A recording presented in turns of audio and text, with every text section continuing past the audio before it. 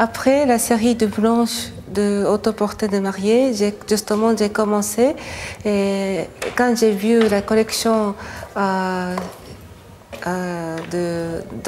dans une collection parisienne et qui avait une grande collection de les coiffes anciennes. Quand j'ai vu, je voulais absolument porter et puis de commencer à faire une nouvelle série d'autoportraits.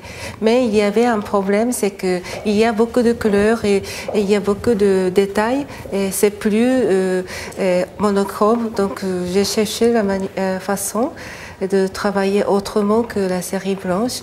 Et donc, je me suis peindre tout noir et les coiffes qui apparus uniquement comme l'objet. Et puis, moi, au contraire, je me suis disparue sur le fond. Et comme ça, j'ai fait la série noire. Et par exemple, cette coiffe, elle est la coiffe thaïlandaise, Aka. Et cette coiffe est portée par la femme ordinaire, quotidienne. Et lui, comme ça, portait le dort et le travail avec ce coiffe toute la journée. Celle-là est la coiffe de Cameroun. Celle-là, c'est le coiffe de Kenya, Kamba. C'est Yuli. Ça, c'est Naga. Ça, c'est Filipino. Ça, c'est thaïlandaise. Ça, c'est aussi les Philippines. Il y a des coquillages spécifiques de ce pays.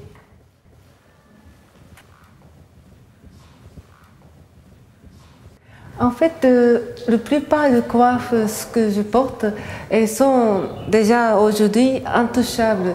Et donc, c'est des objets morts. Mais ce que j'aime beaucoup, ce que j'ai envie, et je voudrais redonner une nouvelle vie, créer une nouvelle vie avec les coiffes anciennes.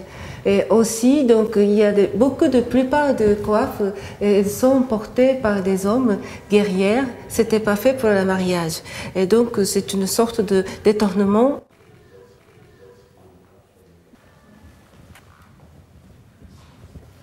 La série de miroirs, c'est le même format, c'est la même taille.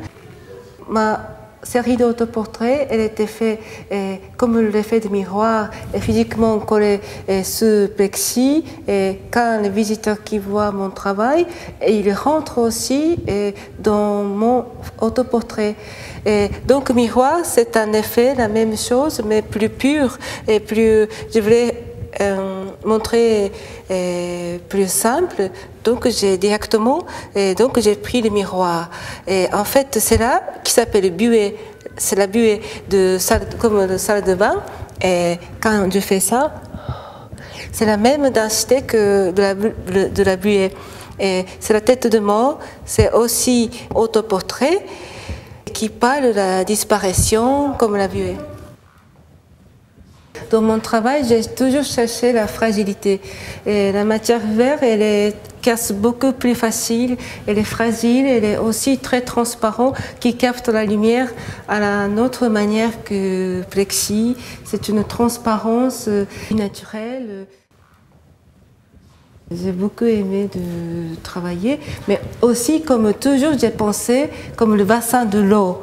Et au Japon, il y a des bassins de l'eau dans le jardin de temple Shinto, partout, des bassins je vois l'arbre qui se reflète, et tout la temple qui se reflète, et comme ça, je voulais faire une espèce de bassin dans l'image.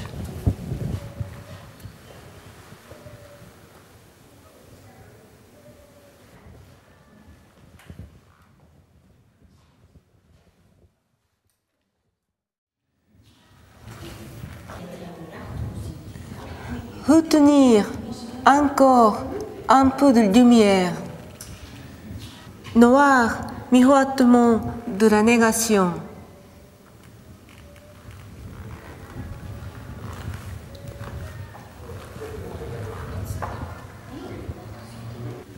Un suspense comme l'air dans le ciel.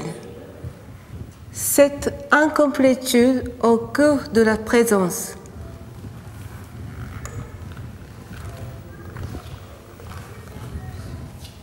Dans la défaillance de l'apparence.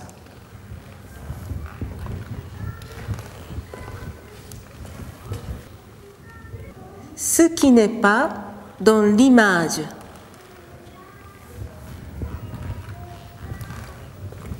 L'inépuisable éclat de ce qui manque.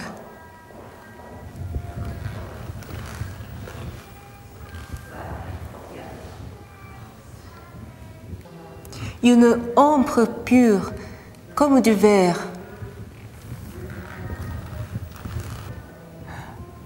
Aveuglant, invisible et vide.